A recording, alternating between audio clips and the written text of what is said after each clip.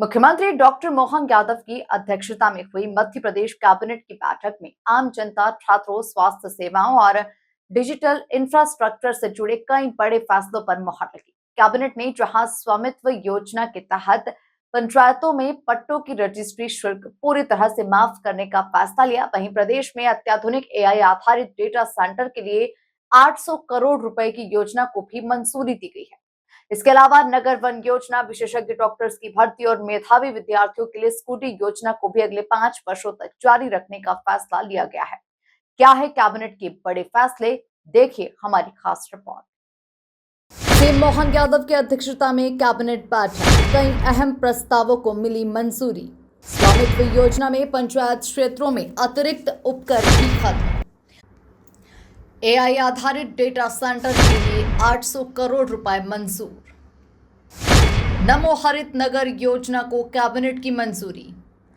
हर नगर में विकसित होंगे नगर वन। योजना के लिए 100 करोड़ रुपए का प्रावधान। स्कूटी योजना अगले 5 वर्षों तक रहेगी जारी। मुख्यमंत्री डॉक्टर मोहन यादव की अध्यक्षता में हुई राज्य मंत्री परिषद की बैठक में कई महत्वपूर्ण प्रस्तावों को मंजूरी दी गई। बैठक के बाद मंत्री चैतन्य कश्यप ने कैबिनेट के फैसलों की जानकारी दी।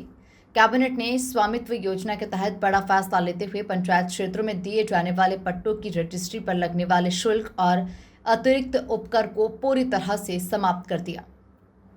अब पंचायत क्षेत्र में पट्टा मिलने पर किसी प्रकार का रजिस्ट्रेशन शुल्क नहीं देना होगा, जिससे ग्रामीणों को सीधा आर्थिक लाभ मिलेगा।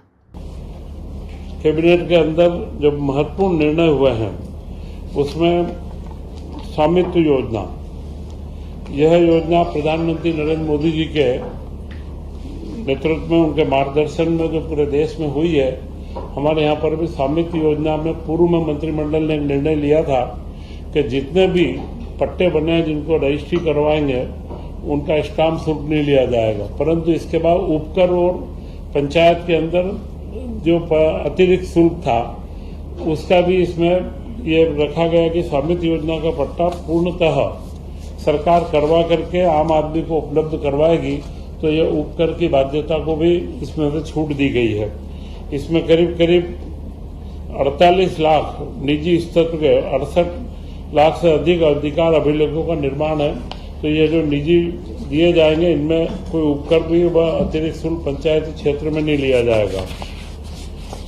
आधुनिक समय में लगातार जो बदलाव हुए हैं, Madhya Pradesh state electronic development corporation के द्वारा आज से 12-13 साल पूर्व डाटा सेंटर की स्थापना की गई थी, परंतु इस 12 साल के अंदर जो विकास हुआ है और उन सारे विकास और टेक्नोलॉजी का जो अपग्रेडेशन हुआ है, तो इस डाटा सेंटर में भी नया पूरा अपग्रेडेशन करना, आधुनिक तकनीक का इस्तेमाल करना, एआई का इस्तेमाल करना, इसके लिए एक 800 करोड़ की योजना मंजूर की गई है कि मध्य प्रदेश का डाटा सेंटर अत्याधुनिक हो, उसकी क्षमता बढ़े, और उसके बारे में एसीडीसी को अतिरिक्त बजट इसके अंदर दिया गया है। उसी के साथ में प्रदेश के डिजिटल इंफ्रास्ट्रक्चर को मजबूत करने के लिए Madhya Pradesh state electronic development corporation के डेटा सेंटर के आधुनिकीकरण को भी मंजूरी दी गई है। करीब 13 वर्ष पहले स्थापित इस डेटा सेंटर को आधुनिक तकनीकों और आर्टिफिशियल इंटेलिजेंस यानी एआई के अनुरूप विकसित करने के लिए 800 करोड़ रुपए की योजना स्वीकृत की गई है। विज्ञान और प्रौद्योगिकी विभाग के अंतर्गत उज्जैन के डोंगला स्थित आचार्य वराहमिहिर खगोलीय वेधशाला के आधुनिकीकरण का भी फैसला लिया गया। अगले 5 वर्षों में इस परियोजना पर 39 करोड़ रुपए खर्च किए जाएंगे, जिससे वैज्ञानिक अनुसंधान और खगोल विज्ञान को नई गति मिलेगी। आईटी के संबंधित इलेक्ट्रॉनिक इक्विपमेंट के जो डिवाइस मैन्युफैक्चरर भी हैं, आईटी के भी जो पार्क लगते हैं छोटे बड़े, इन सब में अभी तक आईटी विभाग जमीन देता था, परंतु एक महत्वपूर्ण परिवर्तन ये किया गया है कि अब इनको इस तरीके का आईटी के जो भी उपक्रम होंगे इन्हें औद्योगिक क्षेत्रों में भी जमीन उपलब्ध करवाई जाएगी, और नियम जो मध्य प्रदेश की औद्योगिक नीति के नियम है उन नियमों के अनुसार इसके अंदर जमीन हम लोग उपलब्ध करवाएंगे। इससे आईटी सेंटर्स में बढ़ोतरी होगी। मुख्यमंत्री जी ने विशेष रूप से एक इसके अंदर संशोधन करवाया है कि हर जिलों के अंदर भी छोटे छोटे IT park plug and play वाले बनाया जाए, जिससे स्थानीय भी औद्योगिक क्षेत्र तो हम बनाते हैं, परंतु आईटी के भवन नहीं होते जो छोटी छोटी वर्क स्पेस चाहिए, तो उसके लिए भी निर्माण का प्रावधान इसके अंदर किया गया है। पर्यावरण संरक्षण को बढ़ावा देने के लिए नमो हरित नगर योजना को मंजूरी दी गई है। इस योजना के तहत प्रदेश के प्रत्येक नगर में नगर वन विकसित किए जाएंगे। अगले 5 वर्षों के लिए 100 करोड़ रुपए का प्रावधान किया गया है।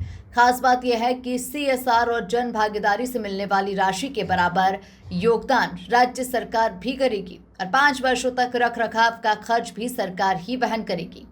वहीं मेधावी विद्यार्थियों के लिए संचालित स्कूटी योजना को भी अगले 5 वर्षों तक जारी रखने का फैसला लिया गया है, जिसके लिए 495 करोड़ रुपए की स्वीकृति दी गई। वह योजना है नमो हरित नगर योजना, जो हर नगर के अंदर नगर वन बनाने हैं पर्यावरण संतुलन के लिए।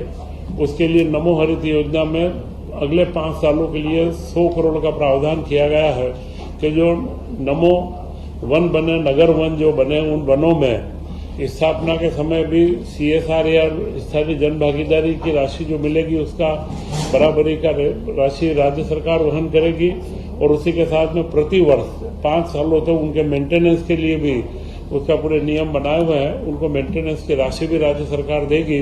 तो इन वनों का निरंतर जो हम लोग वन बनाते भी है, तो उसके बाद उसका मेंटेनेंस, अपग्रेडेशन और उसका सारा कार्य चलता रहे। 100 करोड़ का प्रावधान 5 साल के लिए रखा है। कुल मिलाकर ग्रामीणों को राहत, छात्रों को प्रोत्साहन, स्वास्थ्य सेवाओं को मजबूती और तकनीक के क्षेत्र में बड़ा निवेश। मुख्यमंत्री डॉक्टर मोहन यादव की अध्यक्षता में हुई इस कैबिनेट बैठक के फैसले प्रदेश के विकास की दिशा तय करने वाले माने जा रहे हैं। Bureau report, MP news, Bhopal.